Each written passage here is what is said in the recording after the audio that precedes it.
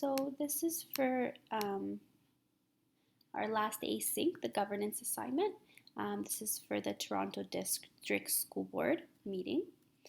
So the structure when coming in is everyone was sitting to the side, like all the guests, and then everybody from the board were sitting around a long table. They started off with the national anthem and then voting on agenda, which was done digitally. During the meeting, the board chair, Robin Pilkey, started off by celebrating the Asian Heritage Month and the Jewish Heritage Month. The first presentation that we were introduced to was of Shelley Laskin, where we were promoting a systematic change to address issues of race-related hate, spoke about historic and recent genocides, and she gave resources for teachers to use in their practice to educate students about genocide prevention and the Holocaust. We were then given a performance from a school of students between the grade 7s to 9. It was a drumming performance for students and staff who have passed away.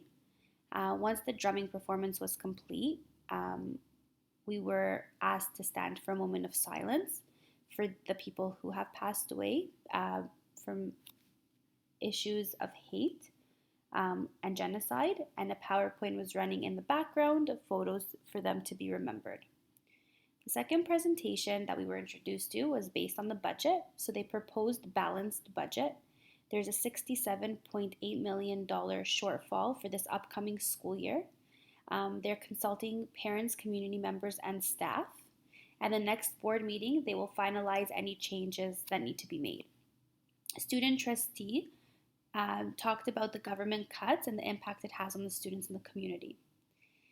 We were then able to speak about the Toronto Transport Group. So they also have a deficit here of $5.7 million on busing for this upcoming year, discussing the cost per student and how it may impact this shortfall for the upcoming year.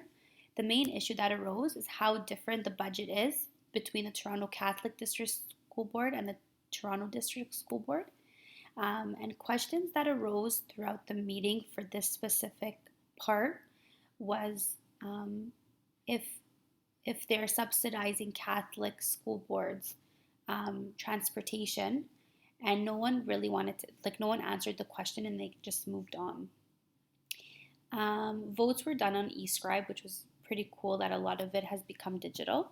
So voting was taking place for people who wanted to join the committee due to vacant openings.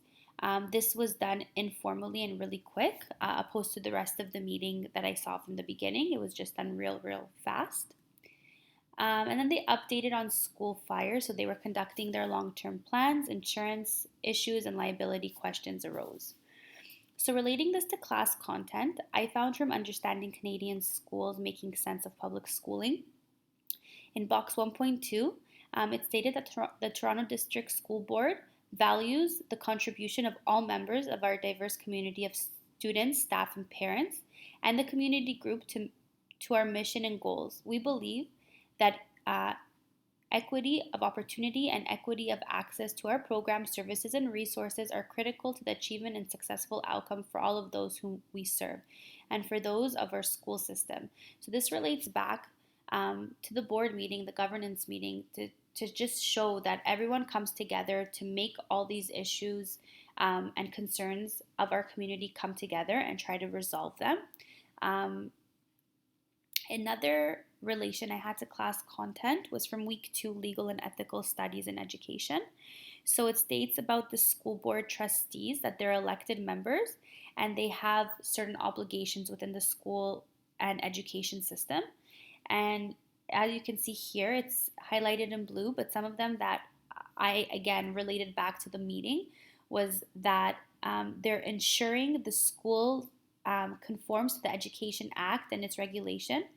They enforce different things on students like attendance and in establishing school operations supervision, what the community needs, helping special needs students. So all this again rises in the different meetings. Each meeting monthly is based on different topics and a different agenda. But again, this relates back to our board meeting and our trustees from the class content because it goes hand in hand in trying to help our community and our students. So, in terms of governance, what is the job of the trustee? So, it is to bring the board the concerns of the students, parents, and supporters of the community, and it's to collaborate with other trustees. Why are there these board meetings? So, these meetings happen monthly to discuss concerns and issues, as well as different policies that are being discussed and developed. Who can attend these meetings? So anyone can attend these meetings. It's open to the public, but there is a designated area for guests to sit, and you cannot put in any input unless you are part of the committee or you are asked, which I haven't seen. And trustees are expected to attend all meetings. And what is cool that if they're not able to attend, they may Skype or conference call in. Are trustees integral to the functionality of the school district? Absolutely. Every school has different concerns and needs. Trustees are obligated to work and figure out the needs and concerns of their board and present this information at these meetings to try and resolve these issues. And do school districts need board of trustees? Yes. School districts need board of trustees to work and advocate on behalf of the community and students' concerns. And these are my references. Thank you so much.